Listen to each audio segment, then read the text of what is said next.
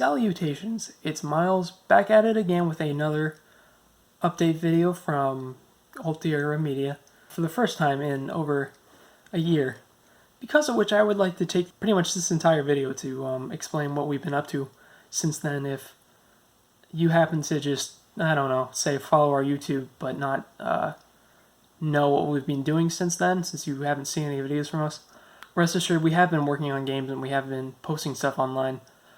So this seems like a good a time as any to recommend you guys to our mailing list for the 3DS game that we're working on, and also that we have a Facebook and a Twitter, if that's your style. So last we left off, we were talking about how I was working on the scene in Phantomatics in which there is a magenta gate built by the Futures military, and the progress they were making with that scene. Since then, I pretty quickly was able to finish the rest of the scene, which takes place on the other side of the gate. At about that point, when we finished that room, so to speak, in that game, we decided that Phantomatics needed to be put on hold.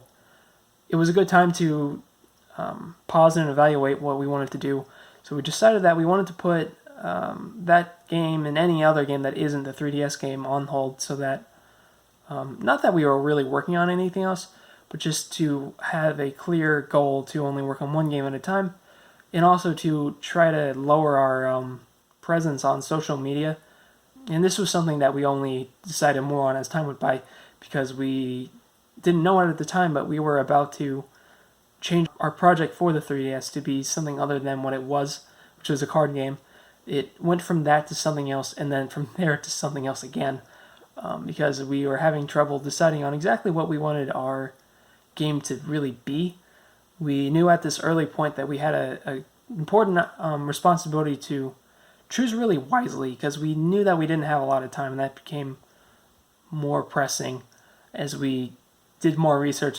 So we've since worked on our 3DS game exclusively, been enjoying pretty much every minute of it, of course, except for the days when everything goes wrong, and there are quite a few of those. As you can see, I'm not really following a script as closely as I have been in the past, and I'm hoping this works out for the better. I'm also not using a cruddy laptop camera, and I hope that's for the better as well. As you know, we tried to do a Patreon right before we stopped doing videos, about a few weeks before that, and that didn't go too well. As it turns out, we didn't really need the money as badly as we thought we did.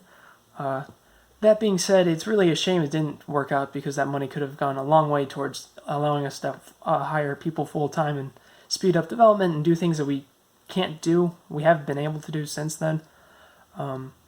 But we are going to try again in the fairly distant future to get a publisher or a Kickstarter going whenever we feel like the timing is right, and we're going to really wait until we feel like the ball is in our court to the most that it can be.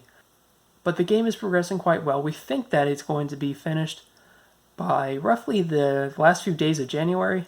As such, we'd be able to submit it for what's called lot checking with Nintendo, and they take a couple weeks or maybe less to look at it, to give it a full playthrough, to see if it's buggy or can be broken.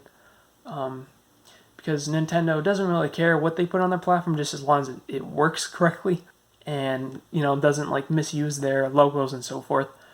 So we're thinking the game will actually be released to the public in February. By late last year, by late 2019, we went back to using social media a little bit more, and we spent the second half of the year making various prototypes. Once we finally felt like we had a very concrete, very finalized idea in our heads about what the game was going to be, which was a horror, traditional roguelike, if you will. And we made a couple different prototypes. They were basically the same thing, but a little bit bigger, a little bit better each time. I was very influenced at the time by a software engineering book that I read that really talked about this idea of small prototypes over and over again and iterating over the same thing. We were like on the fourth prototype, I think, and we are at the beginning of the year, we started on our fifth, and I've stayed with that fifth. But the fourth one, which was like the first real prototype, if you will, it was programmed primarily by a hired programmer named Mark. We were struggling with a memory leak that essentially meant that the game would crash after a couple seconds no matter what. So we had to start over one way or another. We could not find that crash in it, which was a huge shame because we lost a lot of cool stuff, a lot of mechanical ideas we were testing out. But it was great in that it was a way that we were able to really quickly test out some really interesting ideas that I wouldn't have been able to test without paying a hired programmer. But on the fifth and final prototype, we got started around Christmas time, and we were able to recreate most everything that was in the fourth one, but this time around with significantly better code that we designed it so that the code would be a whole lot more readable and reusable and bug-free and tighter and like more careful, I guess. Especially with the hindsight, they were able to draw from that old code, and so we were able to recreate most everything that we wanted to out of the previous one, the very basics really, and then we also added some original mechanics to it that weren't in the last one, such as focusing instead of on like visual presentation of what we wanted the game to look like. Eventually, we instead have been focusing on the gameplay loop, which is to get the most basic version of what you're doing in a loop over and over when you're in a dungeon. And only just a few days ago, we were really able to close that loop, so to speak, to really add the final touches to really get to the point where it feels like a game, not just like, I don't know why this is my metaphor, but like a memory of a game. Like it really felt like it was, it really feels like it's something that's whole now, something that is testable, which is why we're gearing up to test it with a small public audience in the open beta, which we're really excited about. And these last few days have been looking at what we have in this currently working version where the gameplay loop is finally done, where there are no bugs. They're up until a few days ago, there was something like 10 bugs for this one new feature that was the final touch. And it took us a good while to get it all figured out and squared down. But now that the game is finally presentable for people to test, we're worried about like learning how to systematically test it with people. But that's where we're at now. That's everything that we've done, and we have only focused on the mechanics since the new year. And we feel that once all the mechanics are really there, adding the content should be more to our advantage, because we'll be able to say how much content that we want to add in conjunction with the time that we have. Whereas the mechanics are very rigid. They have to be exactly one way before we ship the game. Like they can't. You can cut corners with art and so forth, but you cannot cut corners with the gameplay that is beneath it all. So what I'm trying to say is that I am starting to feel a whole lot better about the development now that the experience is becoming fun, that the rest is less of a thing that we have to worry about and less of a road ahead of us, so to speak, and that things, if we're lucky, may even go a whole lot faster from now on, because it's just a matter of systematically adding art and story and so forth that aren't already in there.